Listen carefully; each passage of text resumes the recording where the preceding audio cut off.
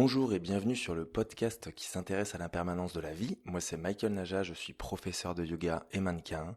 Ça fait plusieurs années que je suis professeur de yoga, au moins 6 ans et plus de 10 ans que je suis mannequin. Je me suis intéressé à pas mal de choses, j'ai beaucoup voyagé et c'est ce que je te partage dans ce podcast.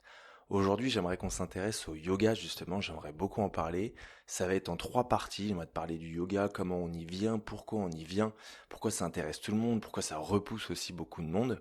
Dans la deuxième partie, j'ai envie de parler des formations de yoga, parce qu'il y en a plein, et il y a beaucoup de personnes qui savent pas trop quoi en faire, ou quoi faire, quoi choisir. Et dans la troisième partie, on va parler un peu de justement quand on devient professeur de yoga, comment ça se passe en réalité dans le métier.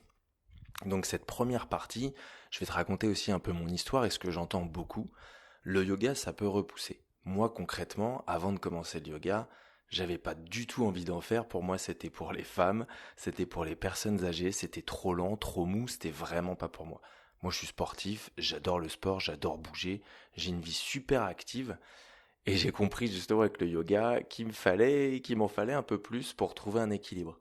Mais ça veut pas dire que le yoga c'est mou et il n'y a rien à y faire. Justement, quand on connaît pas assez, on pense que le yoga c'est mou, alors que ça peut être, ou que il faut être super souple pour en faire, ou aller atteindre la méditation et méditer dans une cave ou je ne sais quoi.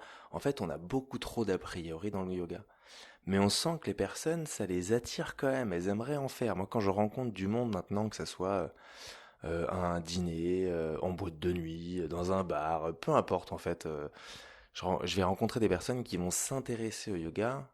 En me rencontrant, elles vont se dire, mais tiens, c'est marrant, toi, tu peux nous parler, tu parles comme tout le monde, t'es un peu comme tout le monde. Je fais, bah oui, c'est pas parce que je suis professeur de yoga que je suis forcément un gourou ou je ne sais quoi, qui sort pas de sa cave, tu vois, qui vit pas dans une grande ville ou autre. Et en fait, c'est ça qui peut faire du bien aux gens, c'est de se dire, bah moi, je peux être super sportif et faire quand même du yoga. Pour te raconter, moi, je suis arrivé au yoga il y a au moins 8 ans, facilement, grâce au CrossFit, parce que au CrossFit, c'était la mode à l'époque. Et moi, j'adorais ça, j'adorais faire du CrossFit.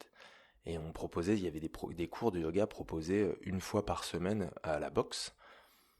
Et je me suis tenté parce que mes potes me disaient fais-le, tu devrais essayer, ça va te faire du bien. Et je me rendais compte vraiment que ça faisait énormément de bien. Rien qu'en faire 1 heure par semaine, c'était génial.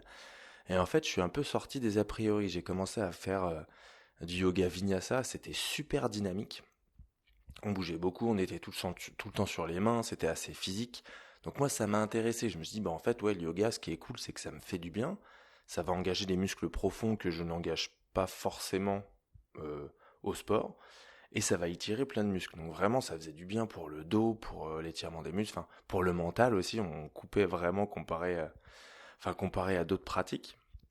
Et ça me faisait énormément de bien. Et je me suis rendu compte à ce moment-là, ok, le yoga, il y a quelque chose. Et je pense, il y a pas mal de monde qui sont comme ça aussi, ils osent pas trop essayer, ou alors, je connais pas mal de personnes aussi qui font des cours privés de yoga, bah parce qu'elles osent pas aller dans un studio. Et je peux comprendre, dans un studio, il y a 90% de femmes, et c'est vrai que je parle plutôt des mecs qui prennent des cours privés, j'ai obligé de le préciser, mais parce qu'en même temps, quand tu te retrouves dans une salle avec des femmes qui sont super fortes ou plus fortes que toi, et bah pour un homme, ça peut être difficile. Alors que ça devrait pas l'être, mais bon, c'est comme ça, question qu'on y fasse. Et justement, moi, je me suis rendu compte en pratiquant petit à petit, j'ai fait une formation de massage ayurvédique pendant 1 an à Paris, et on avait des cours de yoga le matin. C'est drôle parce que j'y allais pas tout le temps. Je me réveillais pas, il fallait se réveiller 1 heure plus tôt avant que la formation commence, et moi concrètement, j'arrivais toujours en retard. Et des fois on méditait, des fois on dansait, des fois on pratiquait, on respirait, il y avait vraiment tout le panel du yoga qui est génial. Si tu connais pas, tu verras que le yoga, je vais en parler dans les formations, mais ça englobe vraiment beaucoup de choses, c'est pas juste des mouvements, on va en parler un petit peu dans cette première partie, mais pour te dire, moi justement, j'y allais pas à ces cours. J'étais pas assez impliqué, mais au bout d'un moment, surtout quand j'ai fini la formation de yoga, de massage, pardon, c'était en 2017, je crois, même un petit peu avant, 2016 peut-être, j'ai senti qu'il y avait quelque chose qu'il fallait que je fasse dans le yoga, avec le yoga. Je sais pas pourquoi, je sentais que ça allait me faire du bien. J'avais plein de questionnements, je me prenais pas mal la tête. À l'époque, j'étais super actif, toujours dans le sport et tout, hein, même dans les massages, mais je sentais que je courais toujours après les choses. J'habitais à Paris, ça veut pas dire que tous les Parisiens sont à courir partout, même si du coup, bah, c'était un peu le cas pour moi. Je courais tout le temps. Tout le temps, tout le temps, tout le temps. Dès qu'il y avait 1 minute de retard au métro, ça me saoulait. Dès que les gens marchaient lentement dans la rue, ça me saoulait. Alors qu'en fait, c'est pas grave tout ça. Enfin, ça, je l'ai appris après, mais je sentais que le yoga allait répondre un peu à toutes ces questions du fait de pourquoi je suis comme ça, pourquoi je peux être agressif, pourquoi je peux être à 100 à l'heure, pourquoi je me pose tant de questions là où j'ai pas les réponses. Et je sentais que c'était le yoga qui avait cette réponse-là pour moi. En fait, à l'époque, j'avais prévu de faire un voyage en sac à dos, de tout vendre. J'ai tout vendu à Paris, toutes mes affaires et tout. J'avais juste mon sac à dos, ma petite maison sur le dos, et je suis parti en Inde. Et vu que je commençais par ce pays, je m'étais dit, bah, pourquoi pas faire une formation de yoga, juste pour moi, pas pour devenir professeur, hein. Et c'est là que j'ai tout compris. J'ai compris qu'en fait, cette philosophie de vie, ce retour à moi, parce que pendant un mois, bah, du coup, je me suis concentré sur moi, j'avais plus le stress parisien, j'avais plus le boulot. Et c'est vrai que c'est difficile quand on vit cette vie à courir partout après le travail, après la fête avec les amis, après les vacances, bah, au final, on n'a jamais de temps pour soi, ou alors très peu. Et on se rend pas compte qu'on en a besoin de ce temps.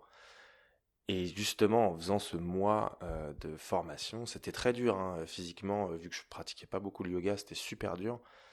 Mais j'ai adoré, en fait, j'ai compris pourquoi il me fallait ça dans ma vie. Et ce côté spirituel du yoga, on n'est pas obligé d'aller le chercher. Concrètement, déjà, rien que de faire des postures, ça fait du bien. Mais le yoga, c'est pas que des postures, c'est énormément de respiration.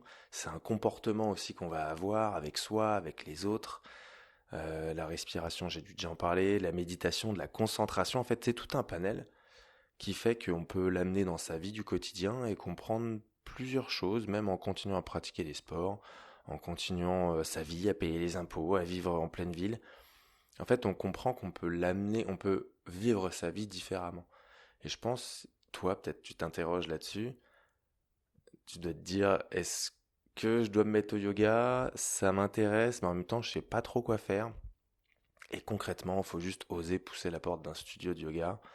Si t'as peur et que t'es pas trop dans le yoga, tu verras qu'il y a des cours de yoga dans des sports studios, mais c'est comme ça que j'ai enseigné à Paris, où t'as d'autres sports, t'as plein d'autres sports.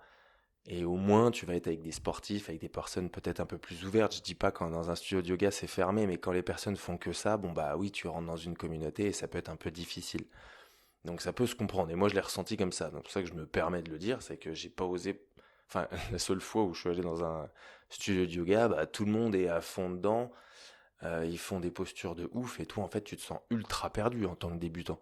Même si tous les studios ouvrent leurs portes, tout le monde est super gentil, et bah quand même, c'est dur. C'est dur et c'est impressionnant au début.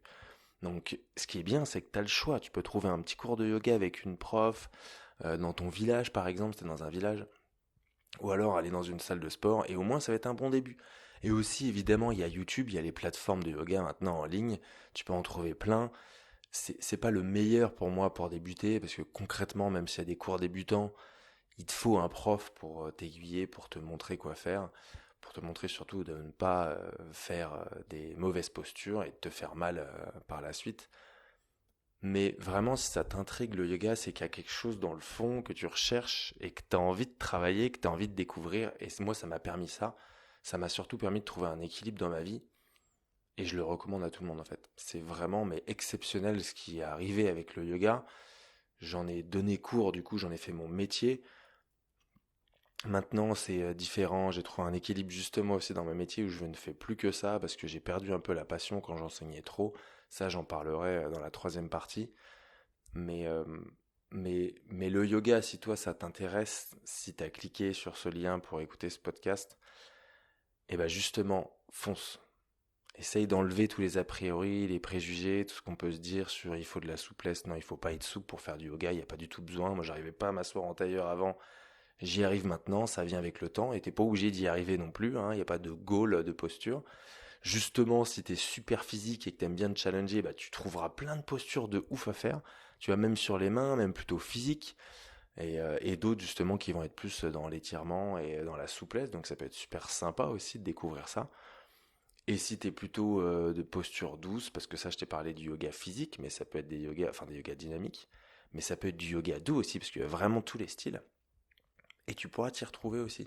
Tu vas voir qu'en fait, il y a des yogas super doux, plutôt yin, où tu te relâches dans les postures, ça te fait du bien, ça va te détendre les muscles, les tissus, et l'esprit aussi, parce que mine de rien, tout ça, Quand on va vers le yoga, c'est qu'on ressent qu'on a besoin de se libérer l'esprit.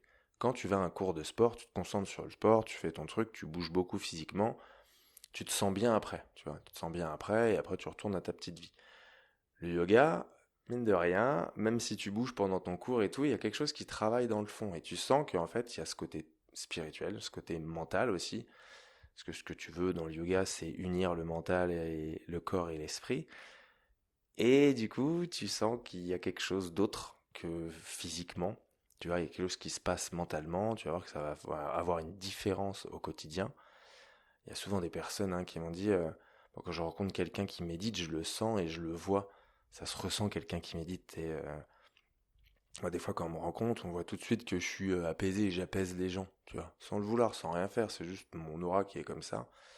Alors que je l'étais pas du tout avant, attention, il y a vraiment eu 2 mois, quoi. Le mois avant le yoga et moi le près.